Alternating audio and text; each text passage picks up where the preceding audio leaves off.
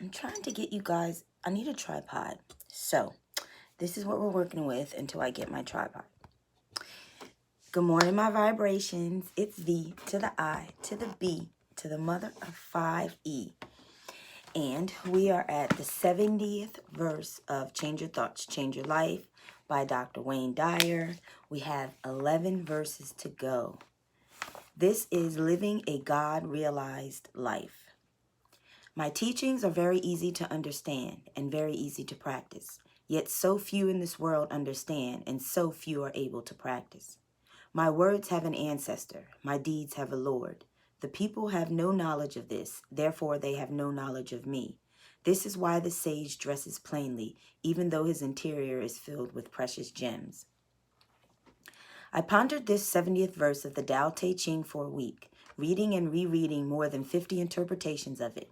I was particularly drawn to this phrase in the Essential Tao, Thomas Cleary's translation. Those who know me are rare. Those who emulate me are noble. I also asked Lao Tzu for direction, trying to determine what his message is for the 21st century. I knew that the master never would have spoken from a need to have his ego massaged. He was, after all, the original Tao master. Enjoying a life centered in the great way rather than ego and encouraging everyone to do the same. Try to imagine what it must have been like for this divine avatar to walk among his people in ancient China. He'd take incredulous note of their warlike behaviors, all the while having internal awareness of what was possible for all of his fellow human beings if they would only change the way they looked at their lives. Freedom, peace of mind, contentment, and virtually every other principle that I've described in these 81 essays were only a thought away. I can imagine that some 500 plus years later, Jesus of Nazareth might have felt the same sentiment that Lao Tzu expressed here in verse 70. Something to the effect of this. This is oh so easy, so simple to understand and practice, yet so few are willing or able to grasp the essence of heaven on earth. I can almost feel the frustration that Lao Tzu is expressing in these lines as he urges us to live a Tao-centered existence rather than an ego-centered one. I've titled this brief essay, Living a God-Realized Life, because this is what I believe he's asking you to do throughout the 81 passages, and particularly here in number 70. My words have an ancestor, my deeds have a Lord, he says, and then immediately follows with the thought that the people just don't get it, so they clearly have no knowledge of me. Lao Tzu's ancestor is the Tao, and the Lord of his deeds is that very same nameless source. He seems to be musing. I think like God thinks. I speak as God, the creator of the universe, would speak, and therefore I act in accordance with these God-realized principles. I urge you to do the same, which is oh so easy if you just surrender and allow this life-sustaining Tao energy to guide you.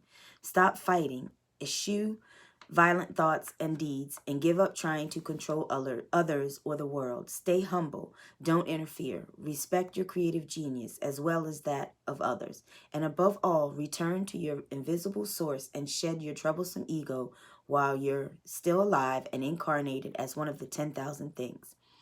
If you do all of this, you will naturally live a long life in joyful, non-judgmental peace. Think of how the great spiritual masters have been portrayed by artists throughout the centuries. Lao Tzu wears a simple robe. Jesus is outfitted in plain clothes and sandals. St. Francis sports almost tattered rags. Buddha looks like a peasant with a walking stick, and Mohammed is depicted as a simple man. Then look at how the followers of the greatest spiritual teachers have been portrayed, living in the lap of luxury, opulence, and conspicuous consumption in golden palaces. The great sages dress plainly, even though they conceal the most precious commodity within themselves. And just what is this great treasure hidden within these masters? Verse 67 explained that it is God realization in the form of three treasures: mercy, frugality, and humility. You don't need golden border costumes and temples strewn with riches, both of which were the result of sweat of countless servants and slaves to house those treasures. these treasures. Dressing plainly keeps the sage in harmony with the simplicity of this message. This is what I hear Lao Tzu saying between the lines of this 70th verse, expressing the bewilderment that he feels as so few people seem to grasp his beautifully simple message. Know the Tao Te Ching. Change your mind about being one with the vast majority who doesn't understand and practice the teachings of the Tao Te Ching. Lao Tzu tells you that there's so little to do. All you need to remember is that your holiness is a piece of the Tao. According to A Course in Miracles, your holiness reverses all the laws of the world. It is beyond every restriction of time, space, distance, and limits of any kind. Declare yourself to be one of those who possess this knowledge and be willing to practice God realization every day. See God everywhere. Make it your daily practice to seek the invisible force of God in everything you see and hear. In the 14th century, Meister Eckhart offered some advice on how to put the 70th verse of the Tao Te Ching into daily life. What is the test that you have indeed undergone this holy birth? Listen carefully. If this birth has truly taken place within you, then every single creature points you toward God.